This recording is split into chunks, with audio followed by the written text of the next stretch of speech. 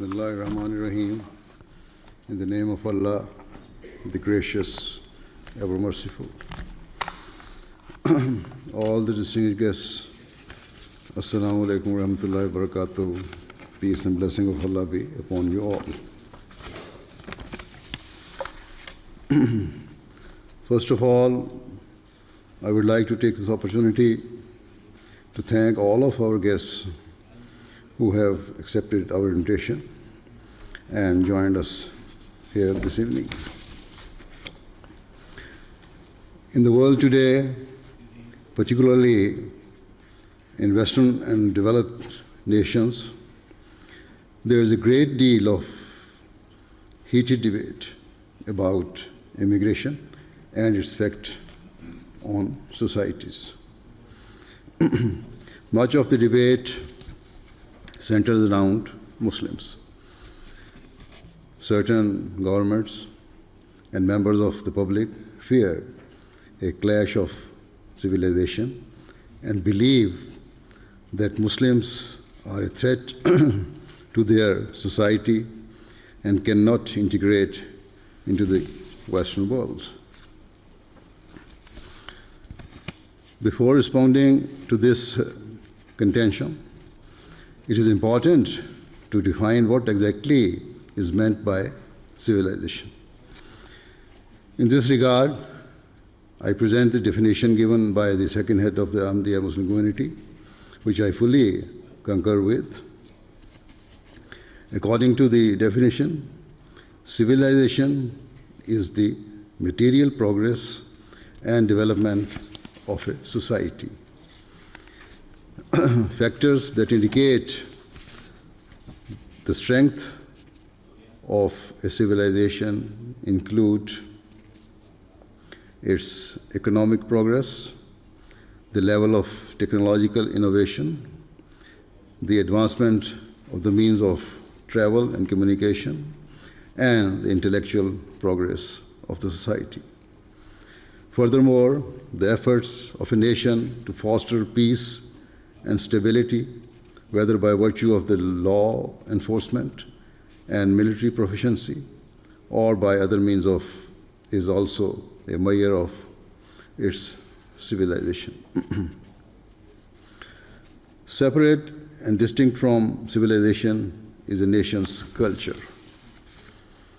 Culture is a manifestation of the views of a people, their attitudes towards social issues and their practices, and instead of being based on material progress, culture is rooted in morality and the religious values and traditions of a nation. Thus, civilization is the material, technological, and intellectual development of a society, whereas its culture is based on the religious, moral, and philosophical makeup of that society. The difference between civilization and culture can be easily understood if we look back to the early period of Christianity. At that time, Roman Empire was at the peak of its powers, and even now it is considered as one of the greatest civilizations in the history of the world. Due to their material prosperity, urbanization, and the way its territories were governed, the Romans were considered to be tremendously civilized and educated. However, their sophistication did not equate to higher standards of morality. Rather, it was during the early period of Christianity that their people were infused with a progressive culture. Christianity gave people guiding principle based on religion and morality, whilst the Romans prescribed worldly laws and limits. Hence, the progress and advancement of the Romans reflected their great civilization, whereas Christianity gave the people a laudable culture. Over time, Christianity became the predominant religion of the Roman Empire. And so the culture it established was adopted by a great civilization. Allied together, their supreme influence laid the foundation for the values and traditions that remain today in the West, in the West, despite the fact that people in the West are now moving away from religion. Regarding the debate about immigration in recent decades, the demographics of several Western countries has altered. Immigrants have arrived from many countries, but it has been the influence, the influx of Muslims that has caused most concern and alarm.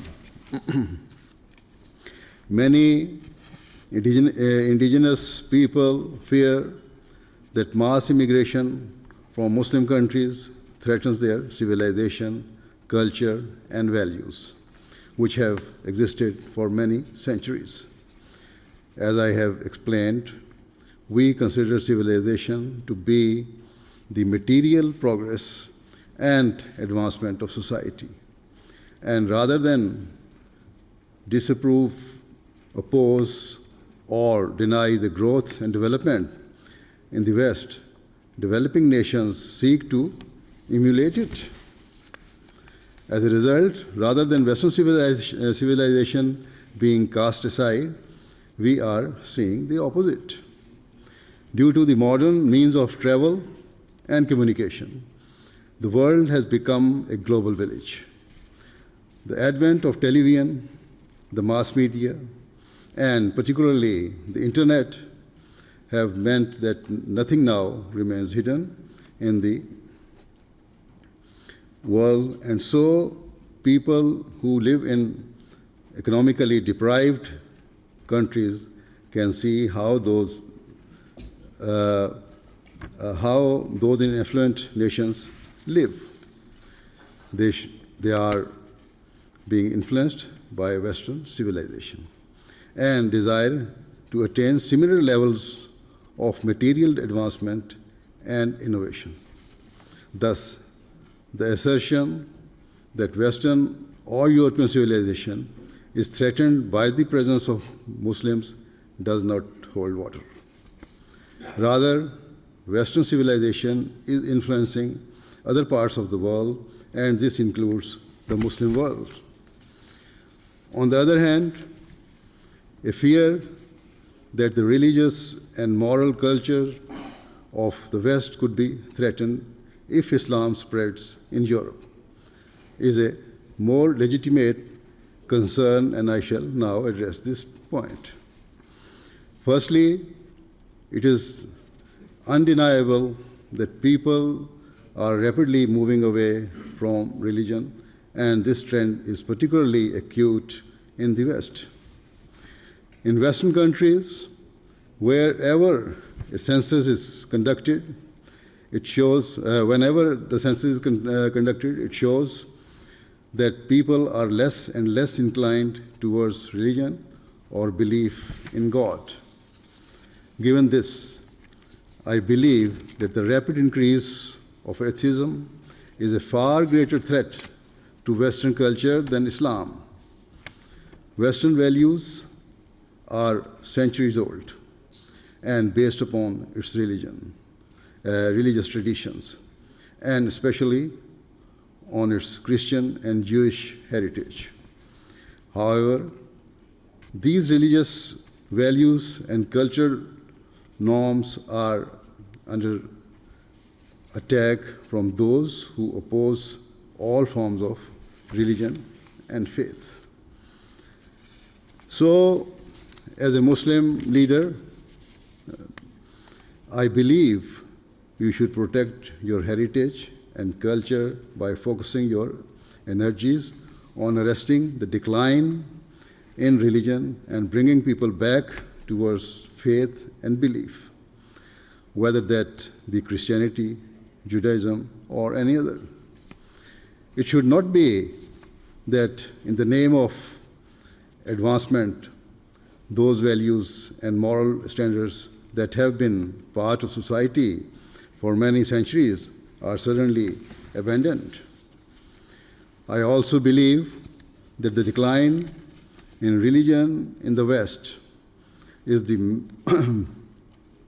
main reason people fear Islam, because they know that, broadly speaking, Muslims remain attached to their faith.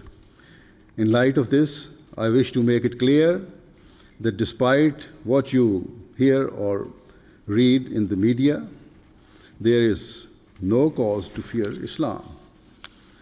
Muslims believe that the Holy Quran to be a final and perfect religious teaching, and it is due to our love and obedience to the Holy Quran that we firmly believe that religion is a matter of the heart and personal to every individual.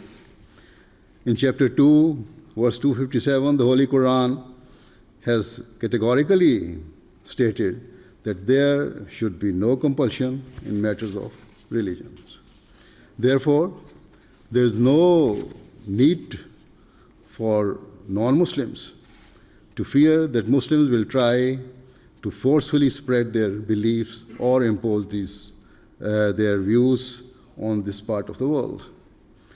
The hateful ideology of the tiny minority of so-called Muslims who have adopted extremism bears no correlation with the teachings of the Holy Quran. Indeed, I have said many times that governments and relevant authorities should deal very firmly with extremists, be they Muslims or non-Muslims. In terms of the Ahmadiyya Muslim community, we believe that under no circumstances does Islam permit the use of force on any type of coercion in the spread of faith. Why then is there a need to fear Islam? Why do people think that their civilization or culture is at risk from Muslims? Now, after explaining the differences between civilization and culture from an Islamic perspective, I would like to present some of the core teachings of Islam.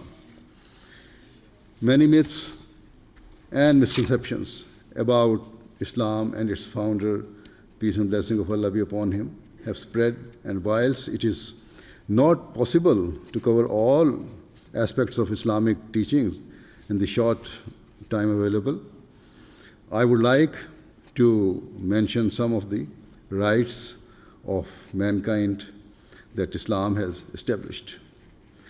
A very significant verse of the Holy Quran in terms of human rights is chapter 4, verse 37, which states, "And worship Allah and associate not with Him, and show kindness to parents and to kindred and orphans and the needy, and to the neighbor who is a kinsman, and the neighbor who is a stranger, and the companion by your side, and the wayfarer, and those whom your right hands possess." In this verse, where Allah the Almighty instructs Muslims to worship Him, He also instructs them to treat their parents with love and affection. How can this teaching requiring Muslims to love and honor their parents clash with any religion or nation? The verse also requires Muslims to treat their relatives and loved ones with kindness and consideration. It requires them to support and comfort the most vulnerable and underprivileged members of society, such as orphans. In this regard, we believe that one of the key ways to help the poor is through education. If younger members of society who are from broken homes or who are stricken by poverty are educated, it will enable them to break free from the shackles of destitution. Opportunities will open up to them, and so, free from frustration and resentment, such youths will grow to be productive members of society, rather than being lured towards a life of crime or gang culture. This is why the Ahmadiyya Muslim community lays great emphasis on education, and within our limited resources, we have built schools in various African countries and fund scholarships for students who cannot afford higher education. We also believe that rich countries should help the weaker nations of the world build solid foundations. If poorer countries can build up their economies and infrastructures, their people will have opportunities at home and have far less reason to migrate abroad. If their nations are stable and prosperous, it naturally follows that the region and the wider world will benefit. In the aforementioned verse of the Holy Quran, special mention is made to fulfilling the rights of one's neighbors, whether they are Muslims or non-Muslims. And it defines the scope of neighbors to be extremely wide. Furthermore, the Prophet of Islam, peace and blessing of Allah be upon him, said that God Almighty had emphasized the rights of neighbors so strongly that he came to think neighbors would be included amongst a person's rightful heirs. The founder of Islam, peace and blessing of Allah be upon him, also taught that a person who is not grateful to the fellow human beings cannot be grateful to Allah the Almighty. What a beautiful principle. Thus, it is necessary that alongside the worship of God, a Muslim must fulfill the rights of humanity. Again, I would ask, how can such a teaching be a threat to Western civilization? Hence, in my view, it is counterproductive for Western people to suggest that Islam or Muslims have no place in this part of the world. If Muslims come here seeking to integrate, to fulfill the rights of neighbors, and striving for the peace and betterment of society, then surely this is something to praise rather than to condemn or castigate. That is what has been mentioned by some of the speakers in their speeches about Jamaat Ahmadiyya Muslim community.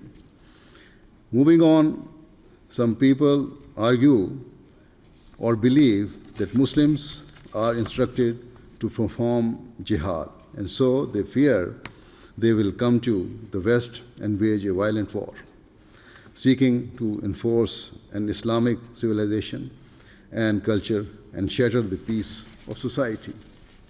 This is based on a clear misunderstanding of what jihad is and why religious wars were fought in the early period of Islam.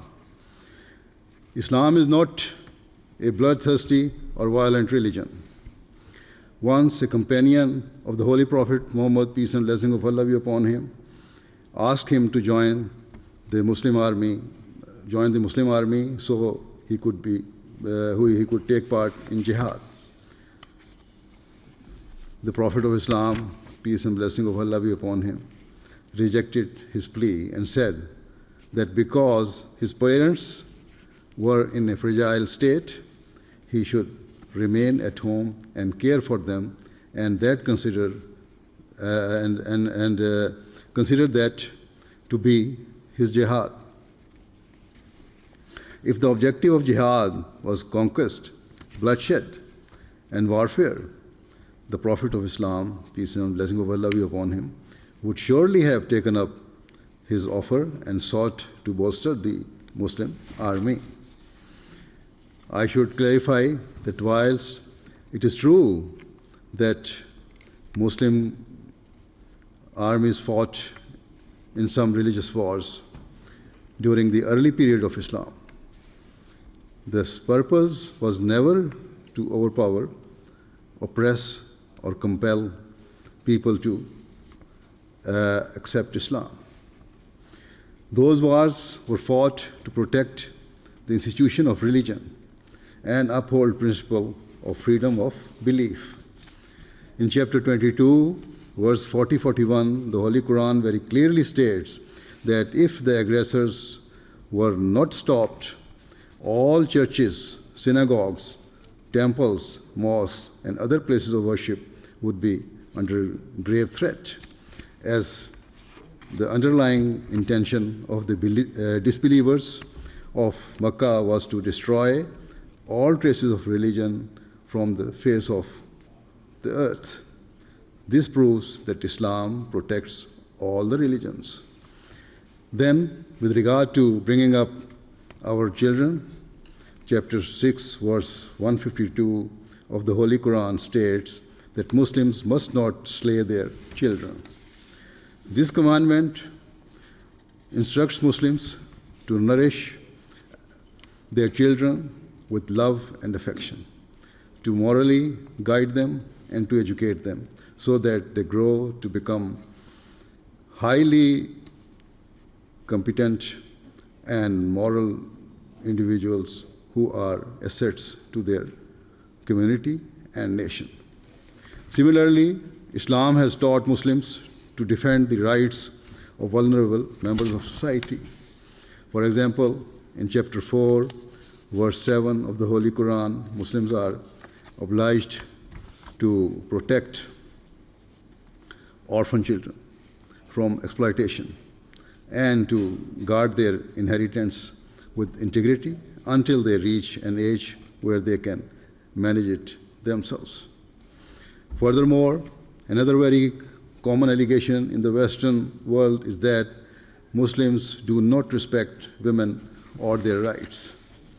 First of all, it should be noted that Islam was the first religion to give women the right to inherit, the right to divorce, and various other rights.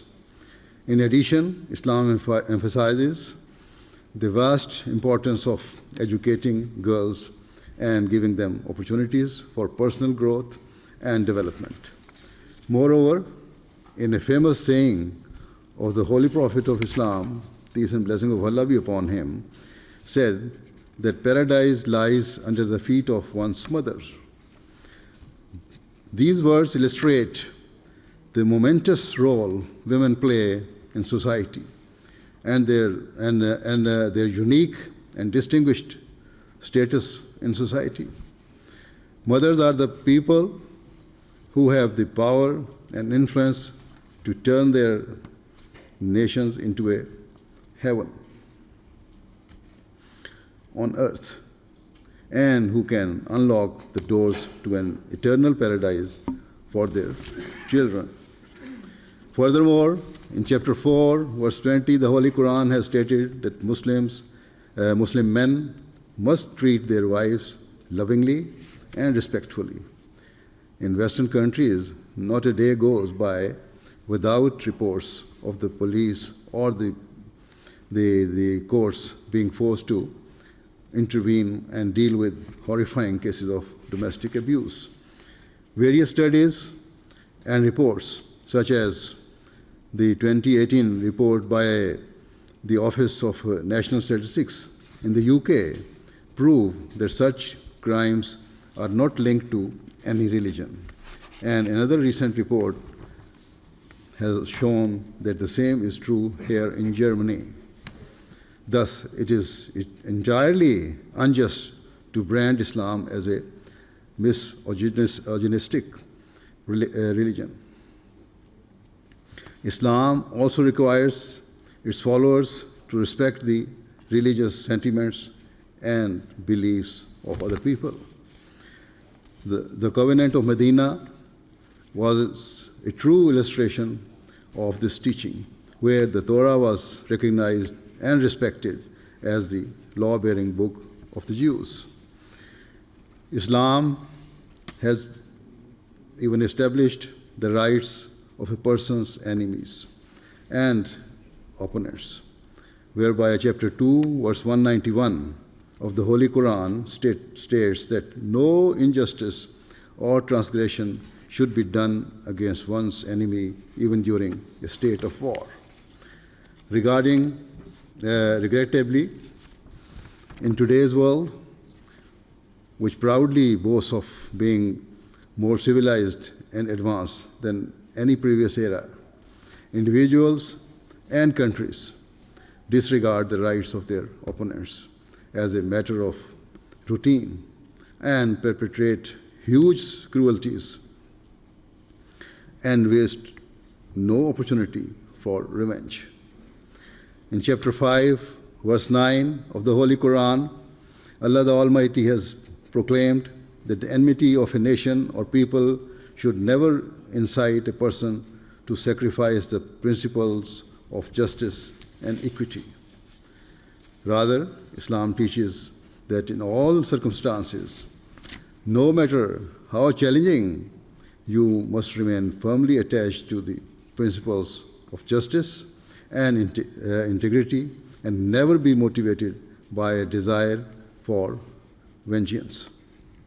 As a result of this magnificent teaching, we see the unparalleled example of grace, compassion, and mercy exhibited by the Holy Prophet Muhammad, peace and blessing of Allah be upon him. At the time of the victory of Makkah, history proves that Muslims were killed, plundered, and tortured in Mecca. And ultimately, they were driven out of their homes and had to migrate. Yet, when he returned victoriously to Mecca and the entire city was under his command, his first pronouncement was that no revenge would be taken from those who had brutally persecuted the Muslims. He declared that in accordance with Islam's teachings, all those who had tormented the Muslims were to be instantly forgiven, and that nobody would be treated unjustly, regardless of whether they accepted Islam or not. Another moral revolution in favor of the weakest members of society brought by Islam regarded slavery, which prior to Islam was rampant and considered a normal part of society. In chapter 24, verse 34, the Holy Quran states that if a slave seeks freedom, he should be released, and if certain fiscal dues are levied, they must be reasonable and payable in small, easily manageable installments, or be waived altogether. In today's world, physical slavery no longer exists, but it has been replaced by economic bondage and servitude, wherein the relationship between the most powerful nations on earth and weaker countries has become akin to the relationship of a master and a slave. For example, loans disguised as aid packages are given by rich countries to weaker nations who have no option but to accept whatever strings are attached. Invariably, The crippling levels of interest mean that the short-term loans lead to long-term misery and liability.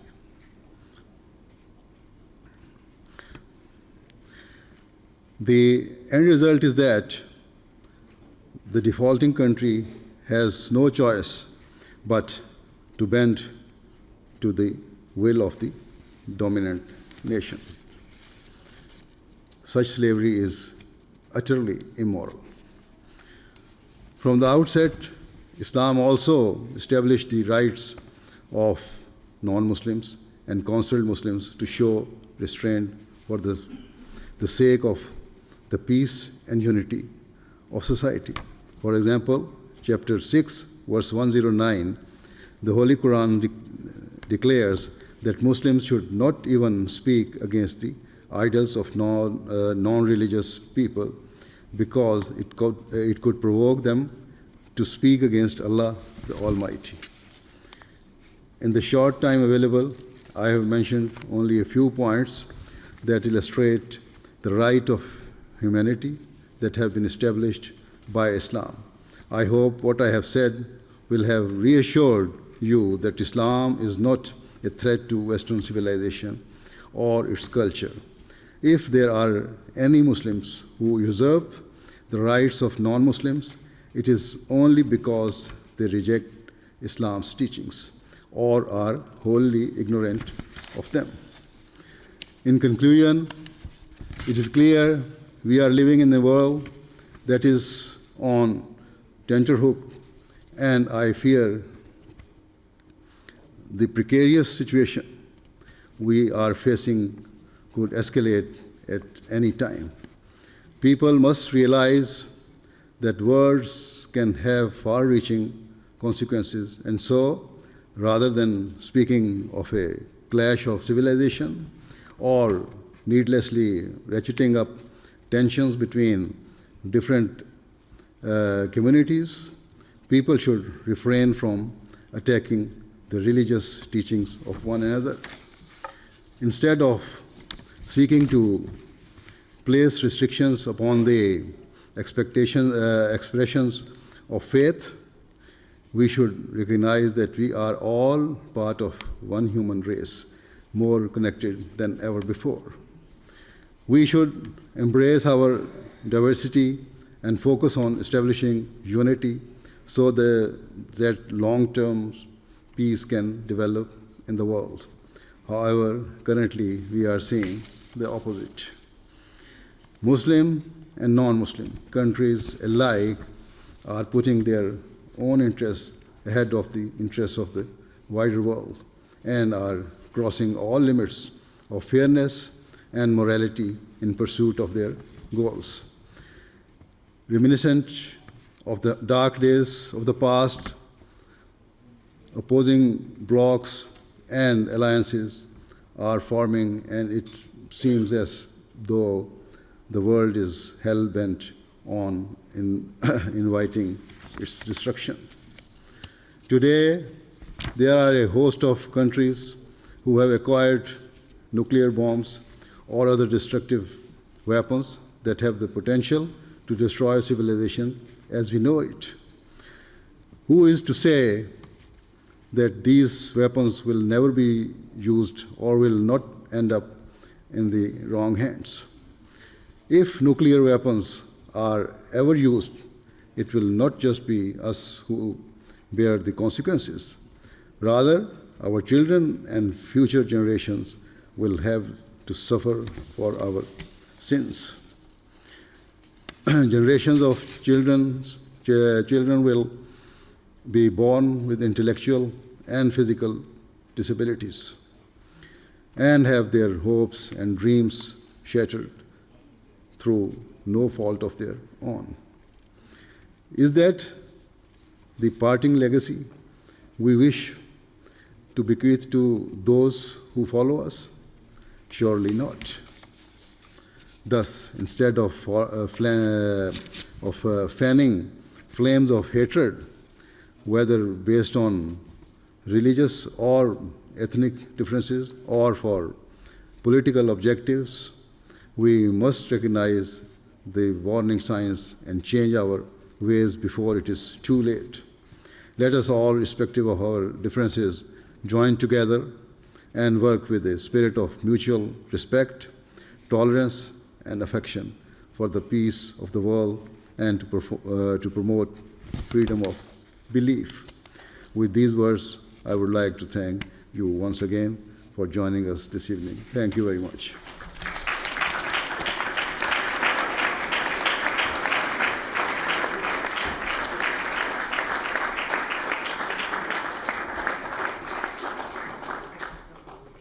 Jazakumullah.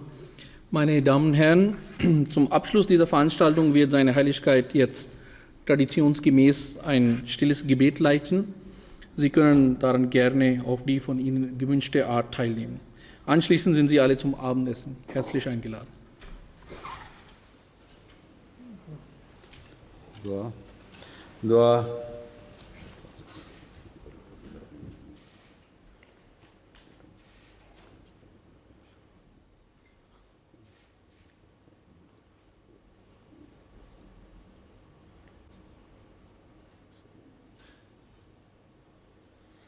Ameen.